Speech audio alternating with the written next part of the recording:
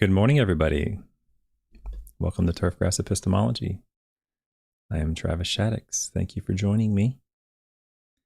If you're new to the channel, this channel is designed and intended to explore our knowledge on turfgrass science. Hopefully we're developing, initial development of critical thinking and learning how to go find published research and evidence and all those fun things. Thank you all for coming, already participating in the chat, I see. We have a paper from Italy. Yes, Randy, this paper is actually intended for the European audience, so I'm glad you caught on to that. This paper is from Northwest Italy, so we're going to look at this today, some Northwest Italy fall fertility stuff. I see a lot of positive comments about last night's show. Dr. Bigelow is a big figure in the turfgrass science community. He's been around for many years and done a lot of really good science and put out some good grad students. And I was really happy that he was able to and willing to come on the show last night. I didn't realize when I asked him that he was going to be at the ASA, but he said, sure, I think I can actually make it. I'll just come over in the evening. And sure enough, he did. And he has many more, like many of the other, actually like all the other authors I've had on so far. He has many other papers that I would like to go over. Actually, I've already gone over one of his other papers. And then last night was his second paper. So whenever the topic comes up and he has a paper on it, I hope that he'll be willing to share his time with us and provide some input. His input last night was critical. He was able to kind of set the stage a little bit, contextualize what was going on and why he did it. It's one of his first studies he did, I guess, was that paper when he came in as an assistant professor there at Purdue. So interesting to hear from him. But I'm glad you guys enjoyed it. Again, Thursday night seems to be a pretty good night. The most people watch is on Thursday night, or I'm sorry, is on Wednesday night. The timing. Polo mentions interesting about the timing of the fertilizers. That's sort of what we've been going over the last month or two, and for the most part, one thing I found interesting last night was, for the most part, the papers are generally saying the same thing: is that the earlier, putting down fertilizer before it freezes, basically, or getting it down and getting it, not just before it freezes, but getting it time to take it up, before the turfgrass shuts down. And that paper last night, he had those November applications in Indiana. And he mentioned that he did it because it was, traditional practices back then to do that. So he included it as a treatment. But he also mentioned that he wouldn't recommend doing that today because of the environmental risk. I thought that was interesting because the November application of that, I believe it was 1.5 pounds in November, had good results in his study. But as we've shown, and as many other authors have published, those later applications provide obviously some turf value, but the risk is just too much. Not only economic because you're losing that money or you might not get that back, but also environmental. And you can just avoid that and put it down in the spring. So his paper showed value in November, but I'm glad he came on because he mentioned he wouldn't recommend that. So interesting to hear from him on that topic. Before I forget, I didn't mention, but I caught later. Let me back up. I did not catch during the live show a day or two ago a comment that was made, and I wanted to address it real quick. Is that there was a comment made when I was showing a video about the person's appearance. It wasn't a particularly rude comment, but it was borderline rude.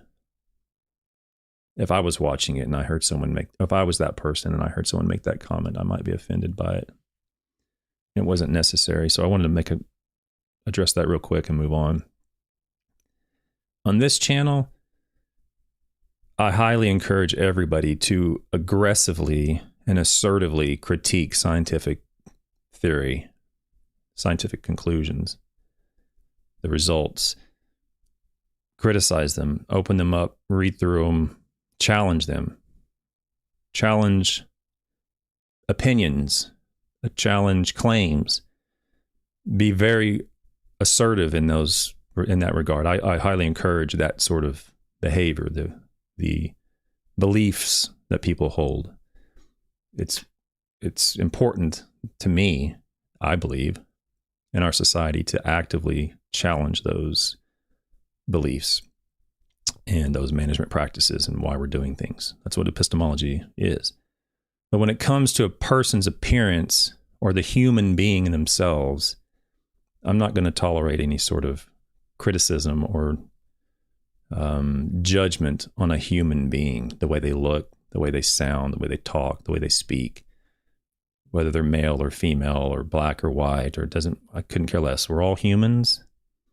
And on this channel, I'm not going to tolerate any sort of personal criticism of a human, of a person themselves, but I highly encourage criticism of their beliefs. Okay, so please refrain from commenting on a person's appearance or anything about that specific person as a human. Hopefully it doesn't happen again, but if it does, I may have to, I don't know how I would do it, but I may have to start limiting people's, interaction if you're going to have comments about the person themselves, okay? So please don't do that. Okay. Today, I don't have a video, but I kind of wish I did. It seems like people are enjoying that. But I don't have any videos today. So what I'm going to do is I'm going to jump into the paper, and then I'm going to back up and go into the internet and show you kind of where this setting is. So the title of today's paper is Timing of Fall Nitrogen Applications on Tall Fescue Turf, and it sounds very similar to what we've been talking about, obviously. This is published by, I'm going to mispronounce these names. I apologize to the Italians listening. This is published by, I would think that'd be Grossi, maybe it's Grossi. I don't know how you'd say that word in Italian. Lulli, which is a nickname for my wife. Volterrani and Miele. Sorry if I'm mispronouncing those names. It's not my intent at all. And it was published in a journal. In a journal that is a turfgrass journal, but I want to provide a little bit of background about journals. And I mentioned many times I'm going to go into the differences in journals and so forth. But at this point, we've been going over journal articles that have been in journals like Crop Science, like Agronomy Journal, Journal of Environmental Quality, Hort Science. I don't know if we've gone into any Hort Tech journals or not, but these are journals that are considered sort of the top tier of our turfgrass science field. There's clearly other journals that are equivalent to Crop Science that I haven't discussed, but those are journals that have a fairly robust review process and are refereed. And what is the term referee mean? Oftentimes you'll hear in our community or through extension presentations or sometimes on the news, you'll hear, oh, well, the peer review process is critical, or this paper was peer reviewed, or they'll use this phrase, peer reviewed. And what peer reviewed means is it's been evaluated or judged or reviewed by specialists in the similar area. So, for example, if I'm a turfgrass scientist and I have an article that comes out, it's been reviewed by my peers in the field of turfgrass science or soil science or whatever the subject is that I submitted the article on. That's a peer review. That's what that means. But it might not necessarily be refereed. Okay, so all refereed papers are peer-reviewed, but not all peer-reviewed papers are refereed. And what is the difference? The difference between a refereed article and a peer-reviewed article is a refereed article has the potential of rejection. Okay, so it would be a submission to a refereed journal would be reviewed by specialists in that area, and they would provide a judgment as to whether or not they deem it to be acceptable for publication. And if in the eyes of the reviewer and the eyes of the editor, the paper is unacceptable, it will be rejected. That's a refereed journal, refereed paper. Peer-reviewed is not necessarily that. For example, what would be a peer-reviewed paper that's not refereed? Almost all extension publications, extension bulletins are peer-reviewed, but they're not. I don't know of any of them that are refereed. In other words, there's no chance that it's going to be rejected. You can put into a extension publication information that may be questionable and still get out, whereas that probably would be rejected in a refereed journal. So I'm saying that, sort of a long-winded way of saying that this paper today is technically in a refereed journal, but this particular journal is on the low end of quality in our field. I'm not saying the information is any less accurate. It doesn't mean, a paper could be in a peer-reviewed journal that's not refereed and still be completely valid and accurate. But it just means my confidence in the content of that paper is nowhere near as high as it would be in, say, a crop science or, go all the way to the top science or nature, something like that. If this particular journal, they don't have it listed. I thought they had it listed. They don't have it listed. Well, anyway. Well, it was in the international. I could have sworn. Oh, here it is at the top. The International Turfgrass Society Research Journal.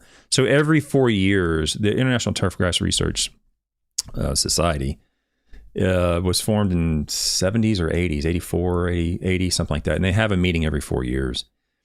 And it goes around the world and they move it. Usually, I thought in the past they would have it in the location where the World Cup would be held prior to the World Cup. But maybe I'm off on that.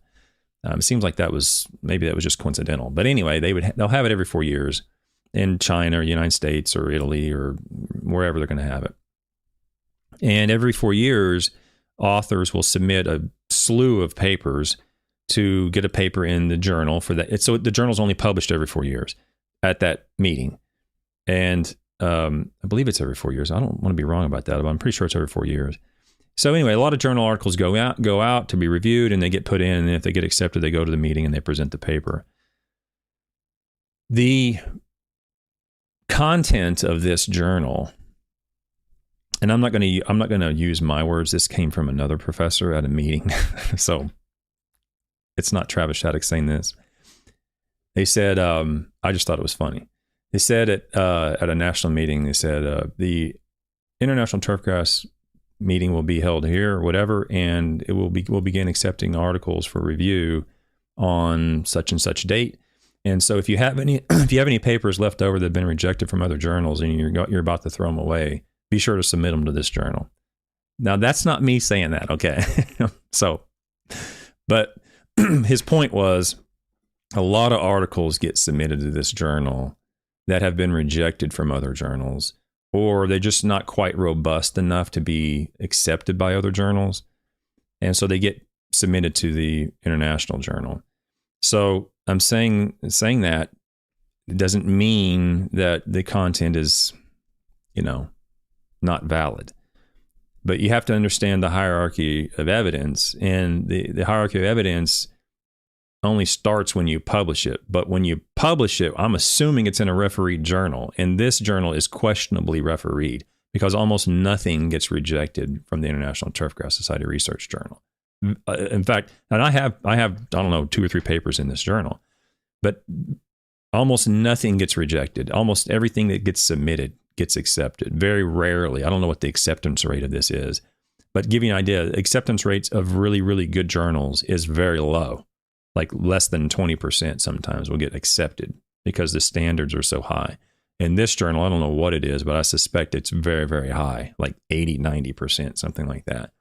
Could be wrong. Someone can post something and show me that I'm wrong, but The point being is that I'm going to start going through this so that at some point I'll just have an entire episode so you'll understand that just because it's published that's the first step, but you have to evaluate where it was published first. So if you publish something in POS 1, and I left the L out for a reason,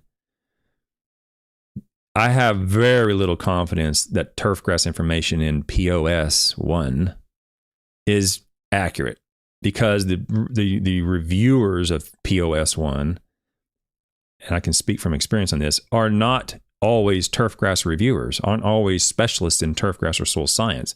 I could submit an article to that journal, and it could be on turfgrass, and it could be reviewed by a biochemist at some university that doesn't know anything about turfgrass. They know everything about biochemistry. Well, there's going to be a disconnect. There's going to be a translation issue here. We don't, they don't understand the systems as well as I do, and I don't understand their systems as well as they do. So I'm just saying that you have to evaluate the journal, and you have to make sure that it's one referee would be the top, criteria, and that it's a valid referee journal, meaning it's a reputable turfgrass referee journal, not one that just accepts anything from anybody with very little chance of rejection. So, having said all that, again, I'm just trying to set the stage for future, development in our critical thinking skills. We're going to get into this paper. This is an extremely short paper. So what I wanted to, so Randy, what I'm going to do is, so on that note, he's talking about the climate here. Pisa, Italy is almost the same climate like mine. I'm actually going to go to the internet so everybody knows this, so where it was, or what we're talking about. I actually highlighted it here somewhere. Here it is. The research was carried out whoops, I got the wrong thing. The research was carried out in September 2002 at the Sport Turf Research Center in Pisa, at Pisa University in Pisa, Italy. Okay, so for us in the United States, we need to be somewhat aware of what the situation is over there in terms of the climate. So I hope what I got here, I may end up messing this up. Oh, okay, I got it right. Good. My computer crashed right before I came on today, so I wasn't sure it would come up. So what is Pisa, Italy like in terms of its climate?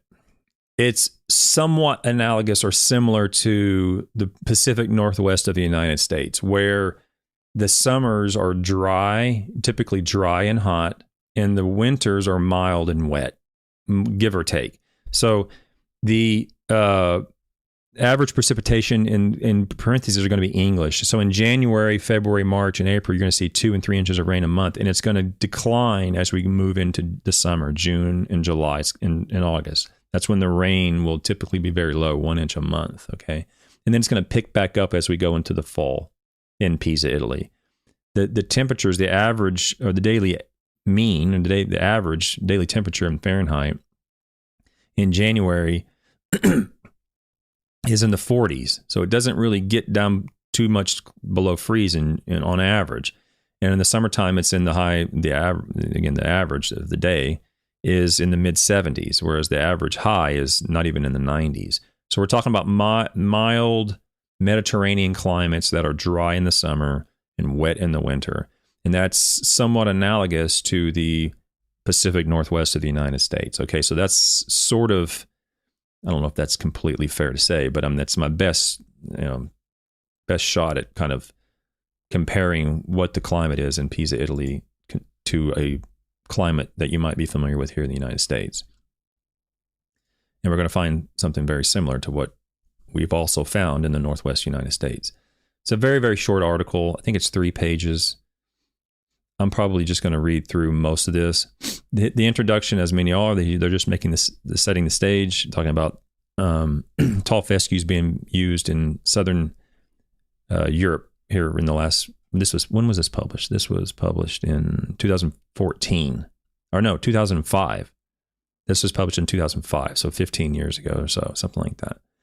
In the last 10 years, tall fescue has been increasingly used for quality turf, thus becoming the dominant species in southern Europe. I don't know if Bulgaria, Randy, is dominated by tall fescue or not. I don't know what the grass is there, but they're saying that it's been more common. Tall fescue has been more common in southern Europe. Fall fertilization plays a key role in obtaining a satisfactory quality and functioning functionality rating on tall fescue during winter months, and particularly the November to March period, without an adequate fall nitrogen fertilization, the fall turf takes on an aesthetically unsatisfactory appearance due to the tendency of older leaves to yellow. This can happen sometimes, but as we've seen, sometimes it doesn't happen. The turf quality stays quite high if you don't have that fall fertility. There was that paper a day or two ago where we talked about the heavy spring fertility resulted in the most uniform color throughout the year compared to the heavy fall fertility. Both of those treatments in that study had nitrogen applications in the summertime as well. An appropriate fall nitrogen application on tall fescue considerably increases winter quality of the turf.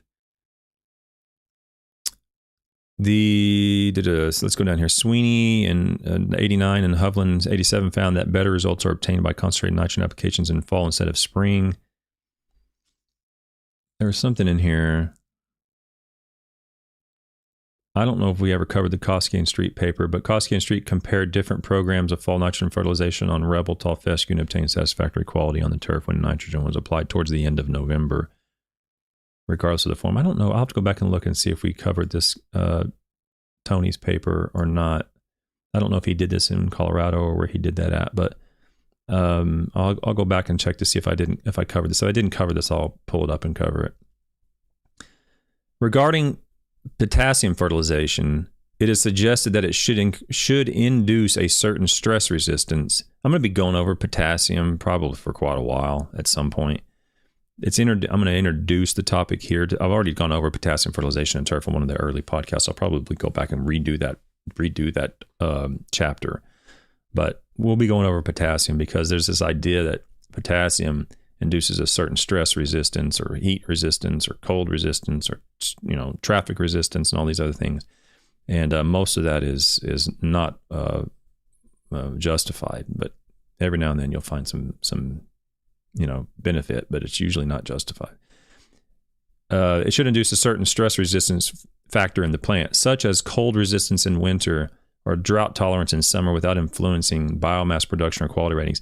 Now, this Templeton 66 paper, that's a paper they worked on forage grasses. And I don't mind comparing forage grass fertility to turf grass fertility in some cases. I don't mind that. But in this particular paper, if I remember correctly, and I'm going to get it wrong, I know, but in this particular paper, it says cold resistance in the winter or drought tolerance in the summer without influencing biomass.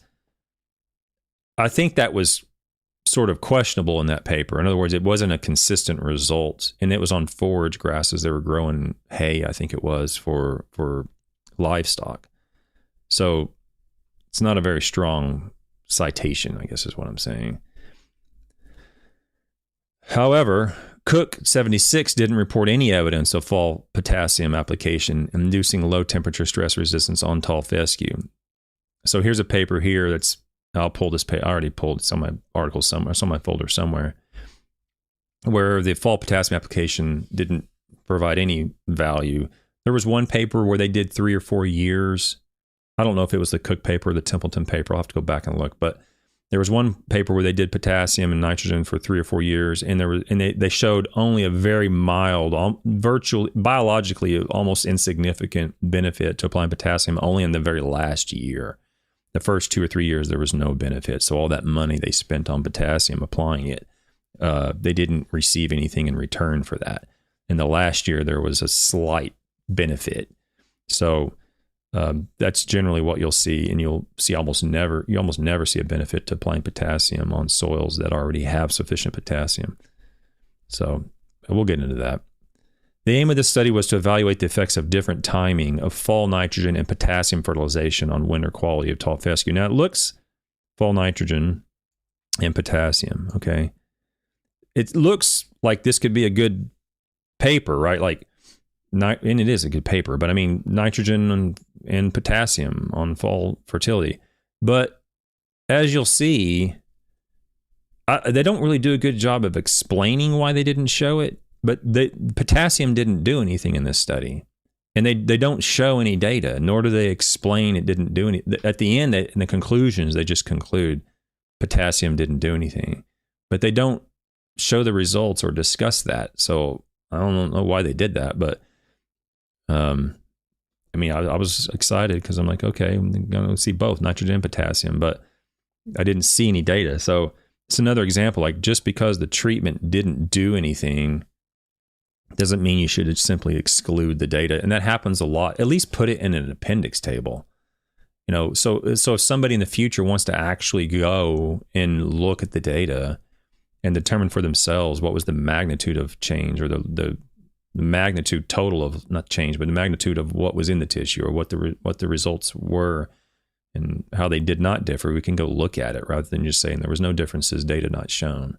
Well, I think a typical person probably be okay with that, but I'm not typical. You know, I'd like to see the data and see the table and, you know, be able to reproduce it if I want to show it on a slide in a presentation. These were the potassium results. Nothing, instead of saying nothing happened, I can actually show, you know, a line graph or a bar graph, but I can't do that if you don't give me the data.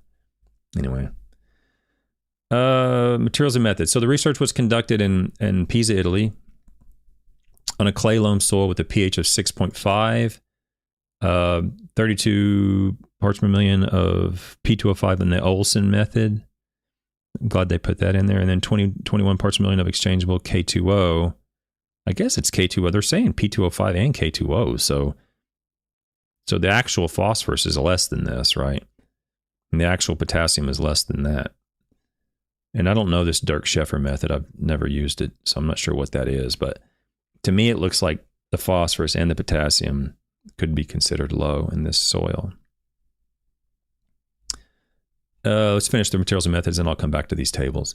They used tall fescue, Festuca rondinaceae, and then the cultivar was Arminda, and they was seeded in October 2001 and received no fertilization after April. So they seeded it in October, and they fertilized it, and then they stopped in April 2020, the following spring.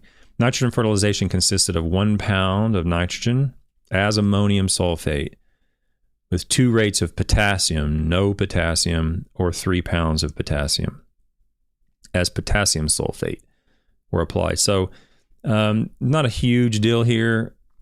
I'm just saying it to say it, is that normally you wouldn't want to include a sulfate salt if you're looking at things like potassium or magnesium or manganese, even nitrogen. You really wouldn't want to include the sulfate if you can avoid it, because the sulfur itself can cause a response. So as I've shown in, I don't know if I showed it on online, on Twitter, I don't know how I showed it. I'll eventually get to it here. Oh, I think I showed it on a podcast once, either Polo's podcast or the I can't remember, Grass Factors podcast, I can't remember, where the application of potassium resulted in a really profound response, a green response to the application of potassium. But it turned out it wasn't from the potassium, it was from the sulfur, the sulfate. And the reason I knew that is because I used potassium chloride in the control plots. So if it was from potassium, the control plot would have had an equal greening, but it didn't. The control plot looked the same as nothing. And then I applied potassium sulfate. And so I knew in that study I was looking for the sulfate. It was a sulfate study. But they saw this response from potassium sulfate, and you would have gone, well, I got a great response from potassium. Well, in fact, you didn't. You got it from sulfur. So in general, you wouldn't want to do this. But because this nitrogen source also contains sulfate, you know, I don't know what the control didn't have anything, but the nitrogen form also contains sulfate. But he's going to have a control up here that had nothing. So from a critical review standpoint, if you're going to see a response in this study from potassium and you're using potassium sulfate as a reviewer, I would ask, how do you know it was from potassium and not from the sulfate? And then show them the reductions in sulfate emissions and depositions and the newer publications of sulfur turf plant responses, corn and turf, to sulfur. Things like gypsum, you know, are showing responses because they're sulfur deficient. So, in other words, the design itself is minimally questionable, because if you're going to look at potassium, you got to look at potassium, not confounded with potential response from sulfate. Anyway, that's maybe deep level critical thinking stuff here. But anyway, something to think about. The timing of nitrogen fertilization was considered the main treatment. So the months. Secondary treatments were applications or absence of potassium. So I'm assuming this was a split plot. I'm not really sure. It says secondary order plots. Maybe this is the way they word things in Europe. I'm not sure. But secondary order plots were this. So it sounds to me like it was a split plot. And then treatments were applied every 14 days starting on the 30th of September 2002. So the 7 application dates were September 30th, and then 14 days later, October, the middle of October, the end of October, the middle of November, the end of November, the middle of December, and the end of December. So they're applying them every 2 weeks, starting at basically October 1, the end of September. They're applying them every 2 weeks, and they're using those dates of applications as fixed effects to compare differences between those dates of applications. The mowing height was maintained at 3 centimeters. So, by the way, on tall fescue, this 3 centimeters, which is just a little bit more than 1 inch. Sometimes I get this question like, what should tall fescue be cut at? In Kentucky, generally, most of our publications will show, the extension publications will show 3 inches is generally what we recommend for home lawns in Kentucky, 3 to 4 inches. And the problem with that is some of the newer auto mowers, I'll leave the brand names out of it because they're not paying me. They don't get a freebie. One of the brands only goes to 2.4 inches. It doesn't go up to 3 inches. And our recommendations say 3 inches. So that particular mower, unfortunately, is sort of left out because it won't cut as high as what we recommend cutting it. But we did a study with that mower and found that the turf grass looked perfectly fine at 2.4 inches. Tall fescue turf looked fine at 2.4 inches. You can cut tall fescue much lower than 3 inches and be fine.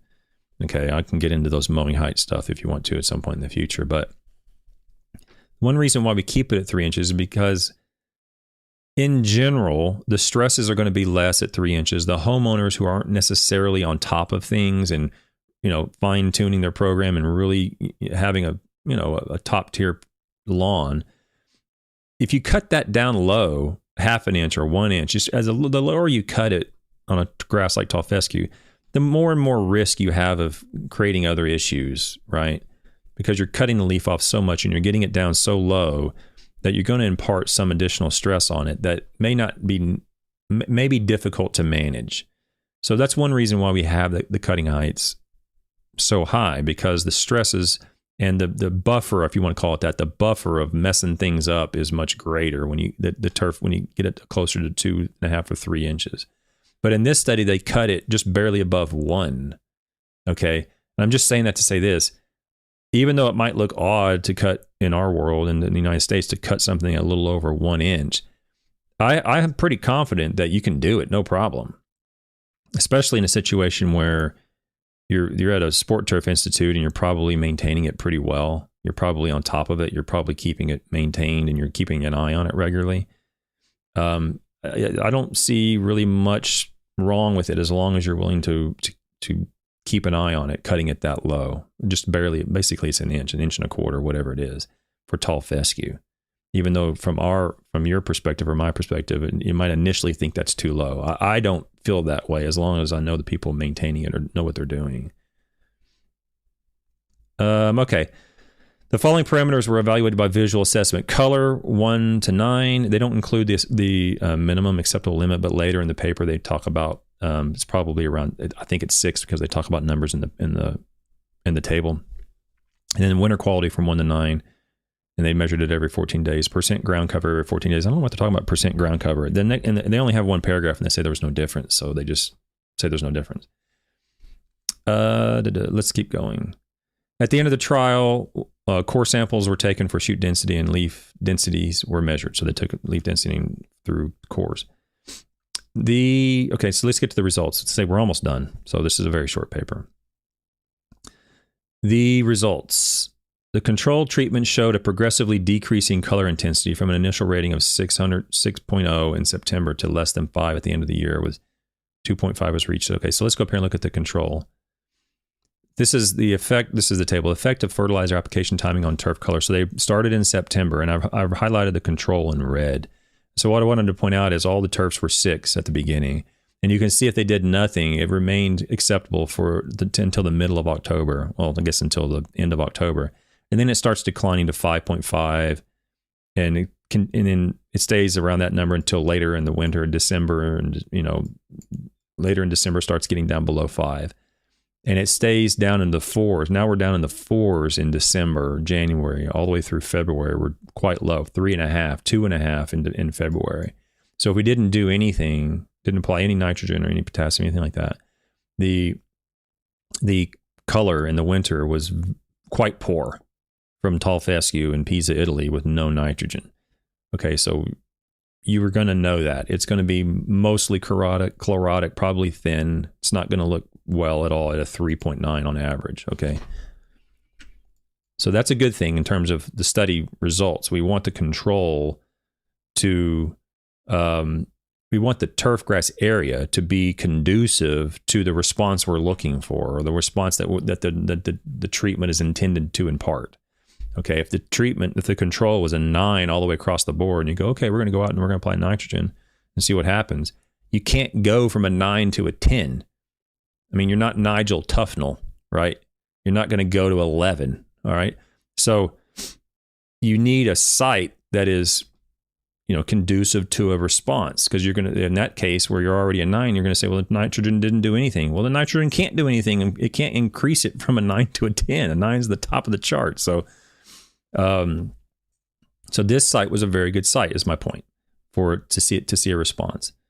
When we are in September, we applied a product in September, October, and you can see this is the same thing happened in Miltner's paper, where the November application hadn't been applied yet until November 11th. So the November treatment, this 5.5, and all the preceding dates are the same as the control. In other words, nothing had been done, so nothing has happened. And when we applied that 14 days later, you start to see the quality of the color increase in 2 weeks from the application. And then you see basically the same thing from the prior treatment. So on October 28th, that's when that fertilizer was applied, and you see the quality go up. Okay, so all these numbers in here are all non-treated turf. Okay. And what I want to point out is when it's applied in September, you see the quality go up immediately to 7.5. Went from 6 to 7.5 to 8 a month later. Okay. Or no, 2 weeks later. September, October. Yeah. So 2 weeks later, you go from a 6 to an 8. And it stays acceptable above 6 for the entire December time period. The September application it was 2 pounds N as ammonium sulfate stayed acceptable from September all the way through to the end of the year, December 30th. In January is when the quality from that September application declined below acceptable limits, 5.8. That's probably minimally acceptable. It's indistinguishable from 6. But when you get 5.5, 5s, it starts to go down. And the quality of that September application, the turf from that September application, is unacceptable after January. Basically, January and thereafter, it is unacceptable. So it wasn't enough, or it wasn't late enough, however you want to say it. It wasn't near the same response as that same amount of nitrogen applied a little bit later. So let's go a little bit later. If you have the application in, let's say, late November, November 25th, so the application occurred here, and then remember the turf is still not, has nothing on it yet. You see, this whole time, the turf was acceptable for a month or so, and then unacceptable for all of October, basically, and all of November. If you waited until the end of November, most of the turf is either minimally acceptable or not acceptable. Then you apply it. December, it starts to go up. Okay, we're right here. So the December quality is now acceptable from the late November application. And you'll see here the late November application remains acceptable for a long, long, long time, for the remainder of the study, all the way through here. Okay, that November 25th application, probably should have just highlighted that, is acceptable. Okay, let me just erase that. And then this November 25th application is acceptable later in the year. Okay, same thing goes for the December 9th application. Same thing goes for the December 23rd application. And even the same thing goes for, well, the November 11th application becomes unacceptable or minimally acceptable towards the end of the year. But this right here is pretty good. Okay. The November 11th and the November 25th application. Okay. I'm going to get somewhere with this. But I want to point out that the September was probably a little too early. And it was later in the season when we saw a little bit more prolonged response, and the quality of the turf was acceptable in terms of the color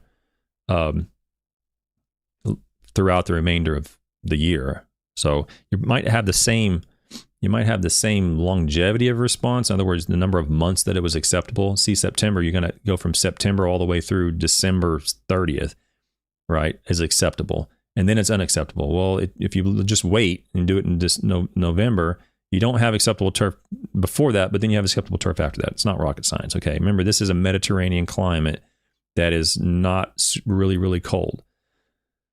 Okay. So let's get to the next table, because I'm going to come back to that table in a minute, or I'm going to come back at least to the topics of that. Effective fertilizer application timing on winter quality. Okay. So that was the color. This is the quality. The November and 11th and 25th applications you'll see are acceptable in January, February. At the beginning of March, it's minimally, I would say this is slightly below, probably indistinguishable from acceptable, but it's 5.8. And then in March, at the end of March, middle of March, it goes down slightly and then comes back up in March at the end of March. December applications were acceptable the entire time, with the exception of 5.9 here or there. Okay. Whereas the September application was only acceptable in the beginning of January and the beginning of February, and it was unacceptable. It was unacceptable here let me just highlight that in red. It was unacceptable here going into February and March. Okay.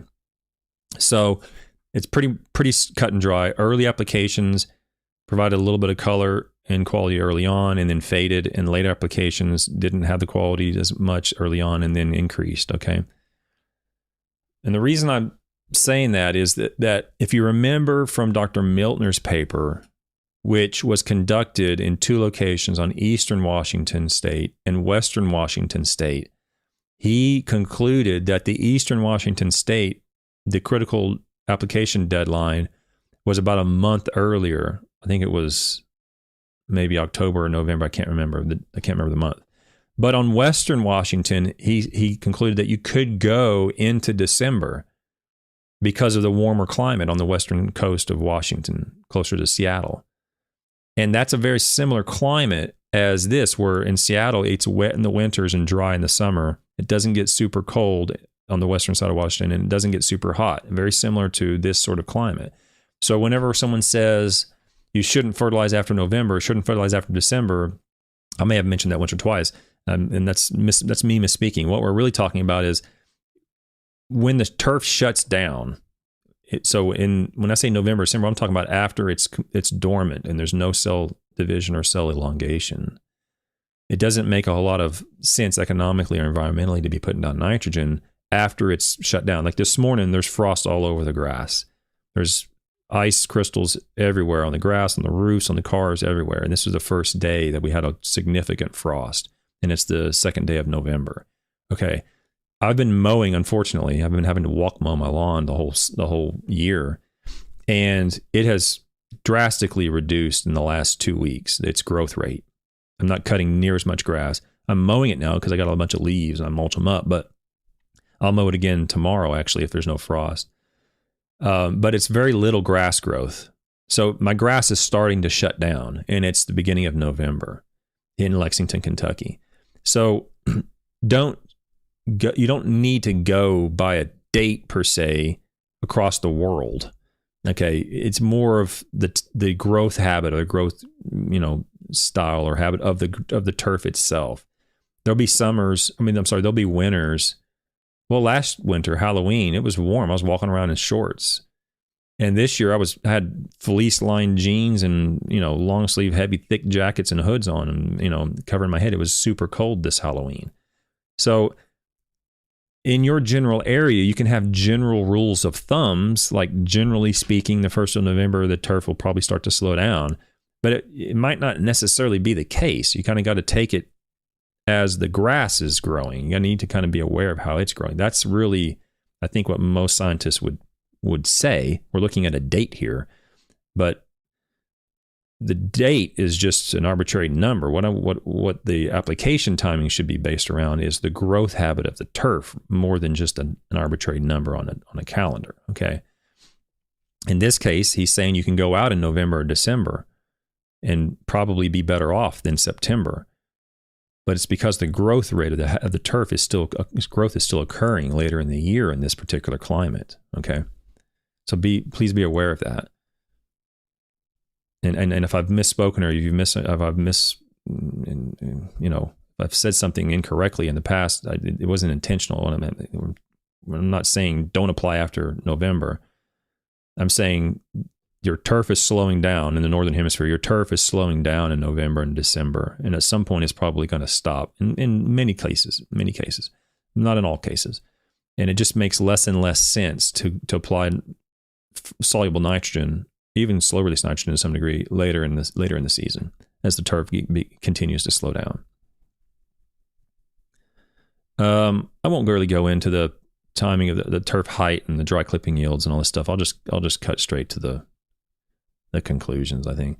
I'll just read the winter quality, what he wrote here. Good winter quality was achieved with October 28 and November 11 applications, although they fell slightly below sufficient quality at the beginning of March. In the January-March period, the last 3 applications, November 25th, December 9th, and December 23rd, always achieved sufficient quality with peak values close to 7. Okay, so in his climate, in northwest Italy, these later applications are likely more beneficial than the early fall applications. Okay. And I don't know the climate that well over there, but the risk of environmental leaching, of course, environmental impairment is going to increase, as the turf slows down. But in his climate, it appears the turf grass is growing well, continuing to grow well. In fact, the turf clippings, here's the clipping yields in January and in March. And you can see the clippings in March are much higher than in January, but the clippings from these nitrogen applications in October and December are still quite high. 7, 6, 6.9 grams per meter squared, whereas the September application had basically slowed down to it's barely growing. It's 1.4. So the growth habit of this turf grass applied with growing with nitrogen applied in November is 5 times greater than the nitrogen or than the turf grass under the September application of nitrogen. So you can see it's still growing here in January. So it's not just sitting there dormant. Okay.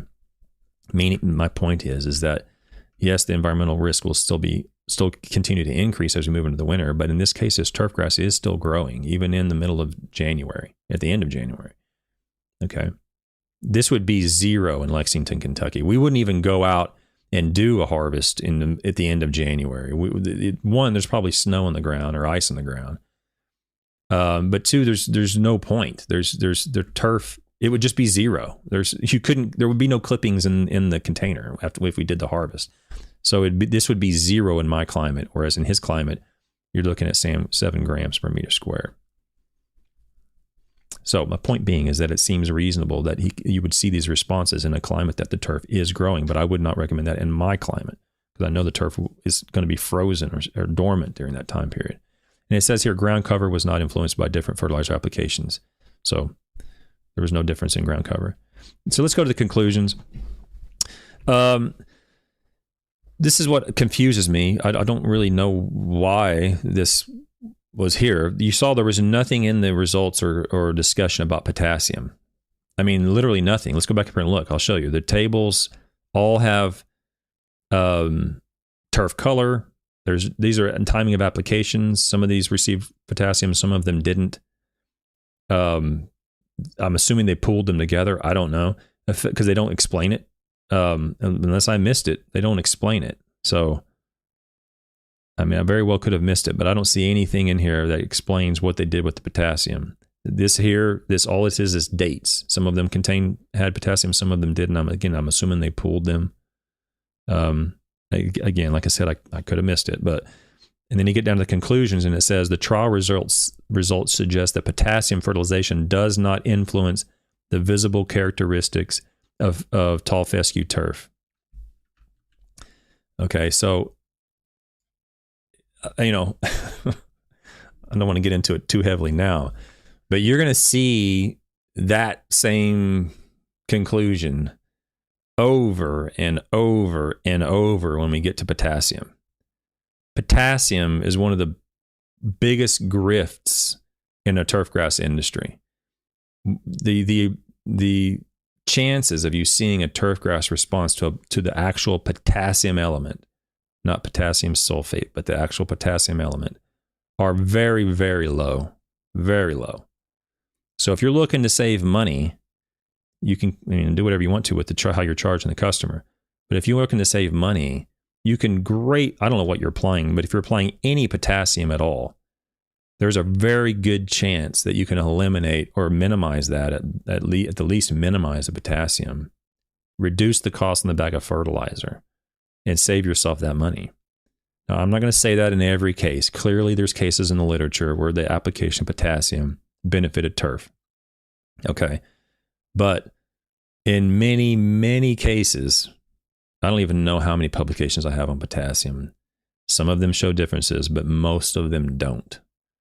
Okay, and here's another one that doesn't. Fertilization does not influence the visible characteristics of tall fescue turf under these conditions. And they don't show the results. Unfortunately, I can't go in there and show you because they don't show them, but that's what they concluded. A single fertilization of 2 pounds of quick-release nitrogen, ammonium sulfate, was not sufficient in maintaining a satisfactory color and quality rating for the whole fall period. So the whole fall period, yeah. So the September application, I think is what they're talking about. Early fall fertilization maintains turf grass in a good condition until the end of December, when color intensity starts to decrease. Late applications at the end of fall or beginning of winter are less effective in increasing color and quality of turf. Finally, the research shows how fall nitrogen application is a powerful tool to improve tall fescue turf winter quality and color, and the best time of application in central Italy was on late November. Okay, so in this particular study, we're talking in the prior to this, we were talking about September, October applications, and now this one says November. Remember, Dr. Miltner said the same thing. November, perhaps even as late as early December in Western Washington, a climate very similar to the conditions of Pisa, Italy. He found the same thing. So just be mindful that you can't go in and uniform across all conditions and say, no, you're applying it. You're applying this in November. You shouldn't do that. Well, in Lexington, Kentucky, I would say, yep, there's a pretty good chance you shouldn't do that. But, and especially this year, it's already frost outside. The turf grass is slowing down. It's still growing a little bit, but not much. But next year, it might be 70 degrees outside in November. I mean, who knows what's going to happen? Okay, so, just be aware that we're really talking about is the growth habit of the turf, not the date on the calendar. Okay. Let me look through and see if I saw anything or see anything. If any questions, you want to put them in the chat now. I'll do my best to address them.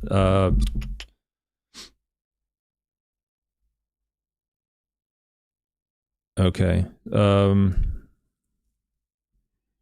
Yeah, so Tony Bender says, I wish soil temps were associated with the calendar dates with all this research. Well, a lot of the research does contain the temperatures that existed on that time. In fact, nowadays it's pretty much standard. I don't see it in this paper. Yeah, I don't see what the temperatures were in this paper, but again, this was, marginally refereed paper. Okay. So I suspect strongly you couldn't even come close to getting this paper in crop science unless you had the climate, the meteorological data in the paper. So people know.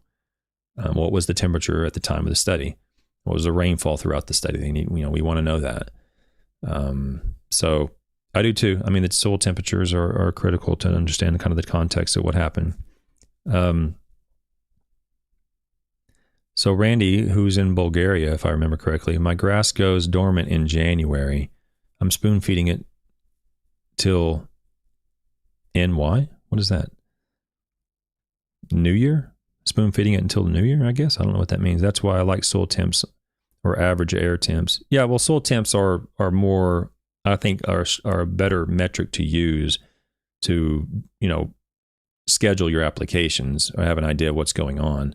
Most of the turfgrass scientists will use soil temperatures more than just air temperature because it's less fluctuating, and it tends to be stronger correlated with what we see in the turfgrass responses. But anyway, so that's it. I have one more paper. There was a comment made yesterday or day before yesterday from a viewer we have in Canada, apparently. Ironically, the last paper I'm going to go over in fall fertility will be on Monday from Canada. So we have the last couple of papers. Today is from Italy, the international inclusion here. The last couple of papers. So one was from Italy today, and then Monday will be in Canada, talking about what happened in Canada. And that's it. Next week right now will be a normal schedule, Monday, Tuesday, Thursday at 10 a.m. and Wednesday at 9 p.m. I haven't yet decided what the next topic's going to be. If you want to throw in your 2 cents, let me know on an email or chat. There was a comment made, I can't remember who it was, about thatch. I don't even know, 30, I think I counted yesterday, 33 articles on thatch. I am not going to go over 33 articles on thatch, guys. Okay. It'll drive me insane. What I might do is just briefly touch on the 3 or 4 papers that have to do with thatch reduction, chemical thatch reduction, or the lack thereof. There are some articles that show some influence on thatch reduction on some turf grasses using some specific products. But I spent a month? Well, how long have I been doing fall fertility? A month, 2 months? I could spend another 2 years doing nothing but fall fertility and love every day of it. But you put me on thatch, I'm going to lose my mind. Yeah, so Looney.